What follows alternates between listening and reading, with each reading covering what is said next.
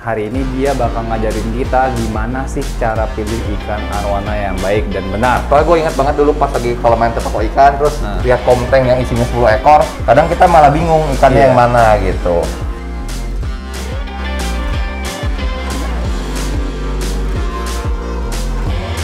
Halo semua sobat ikan, dimanapun kalian berada, kembali lagi bersama saya Michael di michael.vlog.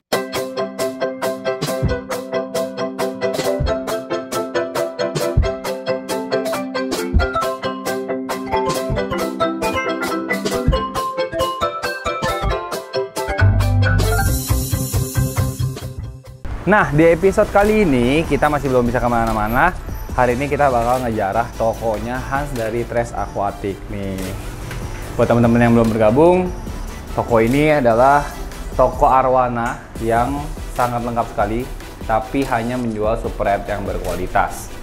Nah, hari ini itu seru banget, kita kedatangan juga salah satu bintang tamu yang lumayan kredibel dalam dunia ikan. Hari ini dia bakal ngajarin kita gimana sih cara pilih ikan arwana yang baik dan benar.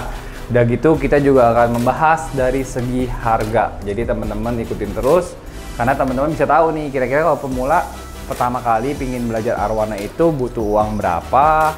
Kira-kira kalau punya uang misalnya 10 juta dapatnya speknya seperti apa. Kalau misalnya yang spek bagus, kira-kira harganya seperti apa? Kita langsung aja ketemu sama orang yang lagi lihat-lihat dia. Tebak siapa? Gelap-gelap. Halo, hey Mike. Halo. Jadi kita sekarang gini nak, banyak banget penghobi di rumah itu. Mereka itu kadang-kadang mau beli arwana takut. Kayak takut mesti beli yang mana sih? Apakah mulai dari yang kecil banget? Apa mulai dari medium? Apa mulai dari yang large?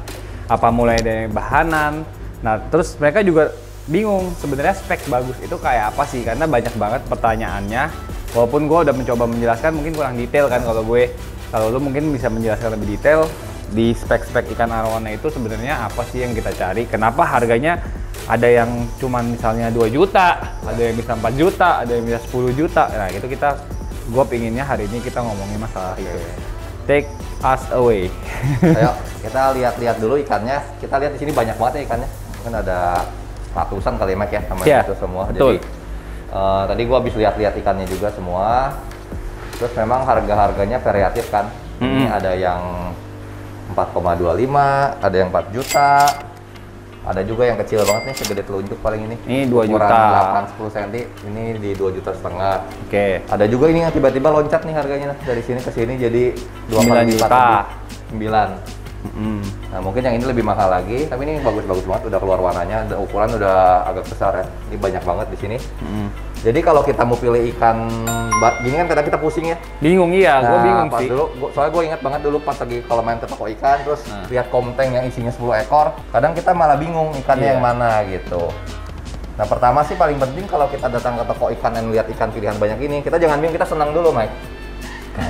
Jangan apa? Jangan bingung, kita mestinya senang karena kita banyak pilihan. Kalau sedikit kita bingung, jadi kita nggak bisa milih ya. Ya betul. Jadi kalau udah banyak begini kita harus senang, relax dulu. Terus kalau memang budget kita ada budget, kita tahu dulu budget kita berapa. Nah, kita baru lihat ikan-ikan yang sesuai budget kita. Tapi misalnya budget kita 3 juta, tiba-tiba lagi ke toko, bisa juga budget kita naik kan? Bisa, tiba-tiba, bisa. aduh kepingin yang ini. Ya, maksudnya kalau budgetnya itu memang dipatok, ya ada baiknya kita lihat fokus di ikan yang memang masuk ke budget kita. Oke. Soalnya kadang-kadang kita budgetnya cuma 5 juta, tapi kita lihat ikannya yang spesial, yang kontes, akhirnya ujungnya kita nggak jadi beli. Iya, betul. Jadi kita ngelihatnya yang bagus, cuman harganya mau yang nggak masuk, akhirnya dia nggak jadi beli gitu. Cuman boleh juga sih kalau emang dia mau jadi nabung nggak apa-apa. Cuman kalau misalkan emang ada budget ya kita ada baiknya pas pertama lihat ikan itu ikan yang cocok di kantong. Karena kita mau punya ya langsung hari itu atau gimana. Oke, nah cara milihnya ikan ini masing-masing apakah sama prinsipnya? Misalnya milih ikan di komteng kecil, di komteng seperti ini, di komteng seperti ini, dan yang besar itu apakah sama? Nah, semua tuh ada kelebihan dan kekurangannya. Jadi kalau kita lihat kan harganya dari yang sebesar telunjuk ini ke ukuran mungkin ini 22 cm ya, 22-24 cm ini. Itu harganya lompat, Mike, hampir 2 kali lipat.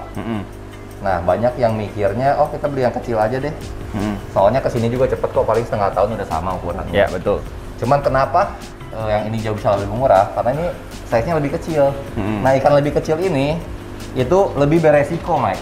Iya. Lebih beresiko. Jadi kalau untuk pemula sekali sih kita nggak saranin ikan sebesar ini. Ya. Kita selalu saranin ikan yang 15 cm up atau 20 cm up. Ini kan ukuran baru 10 cm. Betul. Nah, yang jadi masalah itu kalau ikan ukuran sebesar ini, itu kalau dia sampai sakit, biasa dia kalau kita nggak obatin besoknya, biasa lusa udah mati nih, Mike. Iya, betul. Ini udah mati. Time frame-nya lebih kecil. Jadi kalau untuk memula tidak disarankan membeli ikan yang seperti yang ukuran segini karena itu dia harganya jauh lebih murah. Karena resikonya lebih besar dan ada lagi faktor lain. Ikan sebesar ini spek dia belum begitu kelihatan. Dari dayung ekor dia belum, kita pun disuruh pilih yang paling bagus, bisa-bisa 2 minggu lagi dia berubah. Bukan yang paling bagus di partai ini. Betul. Jadi kalau saran gua, Mike, pilih ikan yang kecil begini. Ya. Itu paling enggak lu carinya ikannya yang mulus. Oke, Gitu. jadi maksudnya mulus mungkin kayak ini kan ada nih yang ekornya sobek gitu ya? Bukan, kalau atau apa? Gimana? itu bisa sobek ekor itu bisa recover lagi. Oke. Tapi mungkin dari cakilnya, dari dayungnya dia seimbang nggak kanan kiri, tulang ekornya ada yang bengkok nggak, gitu. Oke. Jadi kemulusan kalau ikan segede ini lebih penting daripada spek ikan tersebut. Gitu. Oke. Jangan kayak kita lihat tuh dayungnya panjang pas kecil, tapi agak cakil. Nah, karena dayung panjang pas besar ini bisa jadi dia kurang 2 minggu lagi itu kalah sama yang lain. Oh iya, betul. Gitu. Karena di sini belum paten badannya. Jadi kita nggak bisa melihat secara anatomi kalau paling kita hanya bisa melihat dari kemulusan. Jadi Kalau susah juga nih kalau sebesar ini kita pilihnya. Kalau cakil tuh emang kelihatan ya sekecil ini? Bisa ada kelihatan bakat-bakatnya. Kalau di sini sih kita lihat ikannya bagus-bagus semua. Iya, ya. nggak kelihatan saya. Jadi coba kita lihat yang ada bakat cakil di sini. Kayak hampir nggak ada kayaknya. Ya kalau Ya, ini sih- banyak ini sih ya bingung, ini bagus-bagus. kan pro shop, ini Ya. kan yang kualitas bagus kan. Ini sih bagus-bagus, jadi gue nggak lihat ada yang calon cakil sih di sini. Nah, pertanyaannya lebih dalam lagi ya kadang-kadang ya.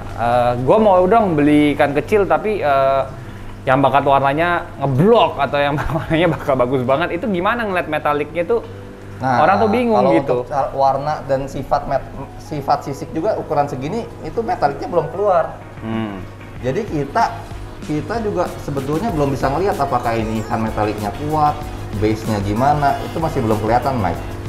Nah, makanya kita nggak selalu saranin ikan kalau memang kita mau cari yang pilih, misalnya kita pilih dan ikannya udah agak kuat, itu kita nggak saranin ambil yang sebesar ini. Oke. Kita ambil sebesar ini karena memang kita penasaran, kita pengen dari kecil, siapa tahu kita dapat jackpot. Betul, gitu. ya. Nah, karena ukuran segini, baik pedagang maupun pembeli belum tahu mana yang bakal menjadi alfanya nanti, bakal menjadi mana bakal jadi bagus ikannya. Kalau mau tahu ya beli semuanya aja. Iya, jadi kita mungkin kalau pedagang cuma masukin yang mereka tahu genetiknya bagus. Iya, betul. Tapi apakah semua ini bakal menjadi bagus itu belum tentu gitu. ya. Jadi semakin kecil ikan kita beli, semakin besar itu resikonya yang ada dalam Oke. kesehatan dan kualitas. Boleh. Sekarang kita Oke. move on ke yang Lanjut. lebih gede lagi. Ini Nah, 4.250.000. Yang harganya 4 jutaan. Sama ukuran 4 juta. sekitar 24 ya, 24 cm. Nah, ini Udah enak lumayan nih besar. pilihnya. Udah lumayan besar nih.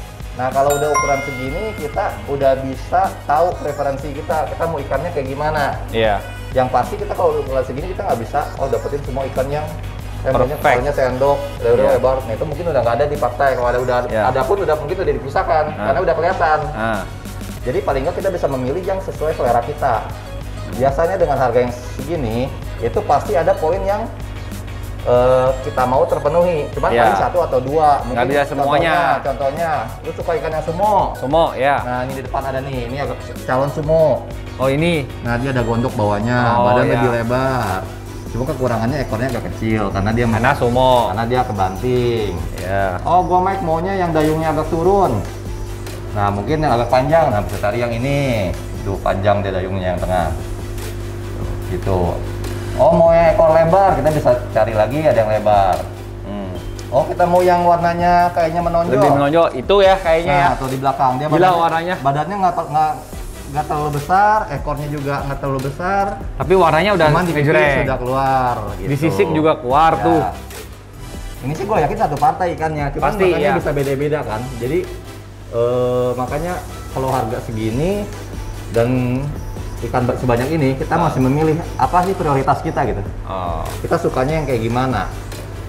Dan pasti ada. Kalau emang kita banyak pilihan, sebenarnya makin enak kita milihnya, Mike. Nah, pertanyaan gue nih, misalnya sebenarnya budget gue 5 juta, tapi gue sukanya mungkin dari 2, kan ada 5 kriteria, misalnya mau dayung panjang. Nah, dari 5 itu di sini gue cuma bisa dapetin 2 kriteria gitu. Tapi gue sukanya maunya yang 5, tapi gue nggak punya duit. Apakah gue mulai dulu untuk beli yang ini atau gue nabung dulu sampai itu gue punya duit gitu? Bingung kan kadang-kadang sih. Cuman kalau gue saranin sih, kalau emang kita pemula awal dan kita mau beli ikannya yang ukuran kecil lah, di bawah 30 cm, itu alangkah baiknya kita coba dulu aja ikan-ikan yang seperti ini gitu.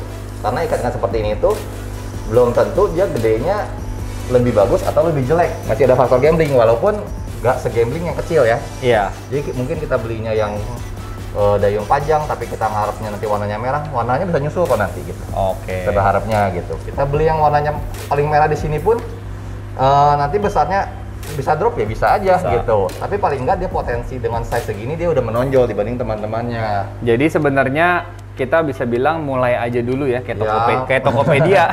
mulai aja dulu. Ya. Yang pasti kalau cari ikan sebesar ini itu carinya ikan yang mulus dulu, karena di sini sih gue nggak lihat ikan yang cacat atau gimana ya. Cuman banyak di toko lain yang dulu gue sering pergi juga ke beberapa tempat.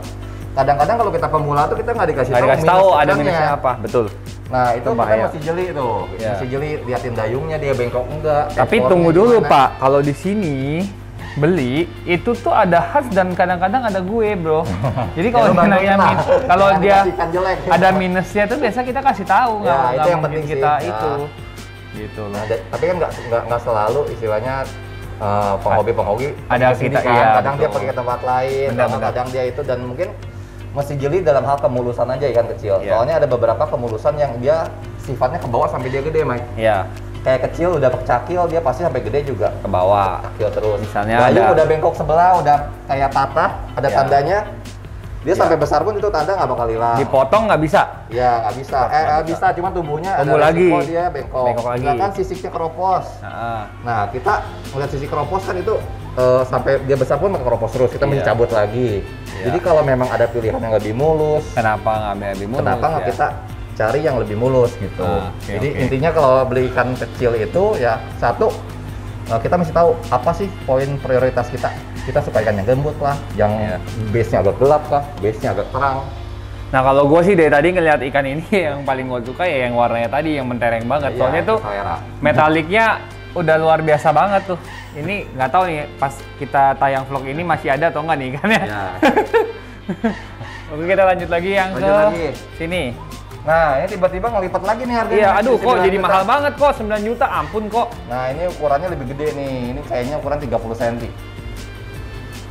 Ntar ya, gue lihat kenapa ini kan harganya double, Mike. Iya, boleh. Monggo. Oke, ini udah kelihatan banget sih, Mike, kenapa ini lebih mahal. Kenapa? Yang paling jelas itu dari kepalanya ya, dia lebih sendok. Kepalanya, terus ini ikan secara size sudah jauh lebih besar. Jadi memang size critical itu pas ikan antara 20 ke 30 cm. Iya. Itu harga lompatnya memang biasa tinggi. Kenapa? Karena kalau ikan udah 30 cm, kita udah bisa 80-85% itu safe itu ikan. Secara spek itu udah kebaca. Jadi yang bagus mana, yang biasa banget mana, yang jelek mana itu biasa udah kelihatan. Jadi kalau kita punya ikan mulus di 30 cm, itu biasanya itu bakal mulus sampai dia besar. Kecuali kita nggak ngurus ikannya. Oh iya. Nah, jadi kalau ini udah bisa dibilang aman, secara anatomi itu sudah terbentuk dia. Jadi kita tinggal merawat, tinggal lanjutin apa yang menjadi kekuatan mereka. Kalau kita beli kecil dayung panjang, kita salah rawat. Kita bener rawat pun, ya bisa nggak sepanjang pas kecil. Jadi kalau kita beli yang besar ini, kita istilahnya membeli waktu dan membeli kepastian. Makanya harganya jauh lebih tinggi gitu. Nah sebenarnya, sorry gue potong ya. Itu kalau misalnya ikan kecil gitu kadang-kadang penjual tuh bisa jahat juga nggak sih, ngakalin misalnya kita mau buat ekornya gede ya kita kecilin aja ikannya, nggak kasih makan gitu. Bisa, sangat bisa banget. Jadi kan kalau gua personally pemula gitu, gua datang beli ikan kecil sebenarnya kalau di tempat yang nggak jelas tuh kita bingung kan. Makanya itu gua bilang kalau ikan kecil itu lebih gambling. Oh iya. Semakin ikan gede semakin gambling itu nggak ada, semakin resikonya kecil, tapi kita harus membayar dengan harga yang lebih tinggi. Mahal. Nah kalau di sini kan kita lihat ini nggak terlalu banyak nih, ada berapa ekor? 8 nih ya. 8 ya. Yang paling bagus yang mana nih? Nah, ini kita lihat-lihat lagi sama Mike. Prioritasnya apa gitu. Ya. Kalau yang ini kan daunnya panjang bener nih. Nah, ini daunnya satu panjang banget. Iya, badannya agak kurus. Iya. Nah, ini badannya kotak banget, blue base belakang tuh. Nah, belakang blue base, badannya putih. Dayungnya juga bagus banget benangnya. Nah, ini bagus. Berantem terus. Nah, ini kekurangannya cuman ekornya aja kurang besar, kurang nge-close. Cuman yang lainnya semua dia bagus. Dari ekor, dayung, gaya renang, mentalnya pun bagus tuh. Dia kelihatannya sih dia kayak alpanya Mike di sini. Kayaknya ya. Jadi alpha itu dia ikan yang paling jagoannya lah di sini. Preman. Ya, dia yang hajar-hajar ikan. Tuh dia berantem lagi tuh. Datang. Nah, biasa alpha itu mentalnya paling bagus, makannya paling kuat juga. Gitu. Makanya dia mungkin salah satu yang paling besar di sini nih ukurannya. Nah, gue mau nanya ya. Boleh nih dipisahin nih Mike, yang ini bagus nih. Boleh, nanti kita pisahin ya. Gue mau nanya, sebenarnya kayak gini loh. Kadang-kadang orang takut. Kadang-kadang ada orang yang memang hobi untuk beli doang. Kadang-kadang kan kita beli, ya kok suatu saat nanti saya mau jual, gitu loh. Nah, kalau misalnya kita beli yang memang ini harganya sekarang bagus, dapat beberapa ini, tapi misalnya ekornya nggak close, apakah ikan itu waktu mencapai potensi maksimalnya kita akan susah jual? Nggak juga kan? Atau gimana? Nggak juga sih. Kalau misalkan kita rawat ikan dia lebih bagus, ya otomatis harganya bakal naik gitu. Asalkan memang dia kemulusannya udah terjaga ya. Jadi pada intinya sebenarnya kita beli yang nggak sesuai, maksudnya dalam artian nggak kontes quality pun kita bisa menikmati juga kan? Bisa banget. Gitu loh. Jadi ya kembali lagi, kita beli kecil resikonya makin besar, kita beli gede uangnya makin besar, resiko makin kecil. Tapi kalau untuk pikiran kita jual lagi nanti untung atau enggak itu nggak bisa jadi patokan ya. Iya. Intinya cobalah rawat ikan kalian sebaik mungkin. Nah, pasti jadi bagus. Nah, kalau kita keepnya bagus, ikannya pun sesuai harapan, warnanya pun naik, ukuran tambah besar, ditambah dia masih mulus, pasti harganya sih pasti naik sih Mike itu. Gitu. Iya. Bener, saya setuju. Ya, sekarang kita kan udah bahas ikan-ikan patai. Ya. Lebih baik sekarang kita membahas ikan-ikan satuan. Boleh. Jadi kayak ini harganya ngelipetnya lebih gila lagi gitu kan. Jadi di atas 30 cm itu harganya udah istilahnya udah harga per ikan, bukan harga per partai kayak ini gitu. Dia pasti ada yang jadi loncat lah, atau karena memang 30 cm ke atas tadi yang gue bilang itu ikan udah mulai permanen. Dalam artian nggak ada ceritanya, oh gue beli ikan 35 cm jelek banget nih, sangat banget, tiba-tiba gedenya jadi ikan juara, itu nggak pernah dengar sih Mike. Iya. Gitu. Ada lah, tapi nggak banyak gitu. Iya, gitu. 30 cm ke atas karena kita udah bisa melihat, terus jadi seller pun udah bisa mempisah-pisahin ikan yang champion, ikan yang mana gitu. Istilahnya kita nggak mungkin beli dengan harga murah tapi kualitasnya kualitas champion, di dunia nggak bakal ada gitu. Benar, ya. Cuman kalau lu hoki, kualitas yang nggak champion itu nanti bisa juga mengejar jadi bagus juga gitu. Ya, kayak contohnya ikan yang kecil yang 7,5 ya bisa nggak jadi ikan ratusan juta ya mungkin, bisa. Cuma chance kecil banget gitu. Kita mungkin perlu fasilitas yang cukup, jumlah yang banyak untuk mendapatkan satu ekor yang 100 juta itu. Jadi atau bahasa kasarnya kalau ada ikan 100 juta di situ, masa seller jual harganya 2,5 juta gitu loh sebenarnya. Nggak mungkin kan. Tapi ya itu enaknya pelihara ikan itu menurut gue ada greget gamblingnya itu bro. Nah, kita bahas ikan yang satuan ya. Jadi kita bakal bahas ikan-ikan yang satuan, dan kita mau tahu nanti yang dulu rekomen di toko ini untuk orang-orang teman-teman di rumah beli itu yang mana gitu. Nah, sebenarnya, gue kasih bocoran ya. Ini kan ada ikan yang sold nih di sini. Ini itu adalah ikan yang dipisahkan dari ikan partai tadi. Oh, ya ini bagus gitu. Dan kita perlu tahu ya, kalau ikan itu sudah dia satu-satu, beda dia pasti berenangnya lebih bagus. Karena ke satu dia pasti badan lebih mulus. Ekornya tuh nggak ada pecah-pecah, dia berenangnya lebih tenang. Karena mungkin di sana dia ini ikan, dia bukan alfanya, jadi dia takut. Dia dibully sama yang alfa. Pas ketika dia dipisah sendiri, dia jauh lebih tenang, berenang lebih enak, jadi dia bagus. Tuh, tapi ini bagus sekali loh ikannya. Dan bakat warnanya juga bagus banget. Kalau dilihat dayungnya kan, gagah, ekornya panjang ke belakang. Gitu. Jadi teman-teman di rumah tuh bisa sebenarnya mendapatkan ikan yang benar-benar bagus dari ikan patai, sebenarnya bisa gitu. Cuman semuanya udah jelasin sama Ronald, plus minusnya apa gitu. Nah, gue pingin banget tahu sih ikan-ikan yang single itu gimana sih kita cara ngeliatnya dan kenapa bisa mahal banget. Terus kita bisa, supaya kita bisa juga bikin ikan-ikan kita yang dari Komteng jadi kayak gitu. Oke, yuk kita ke atas.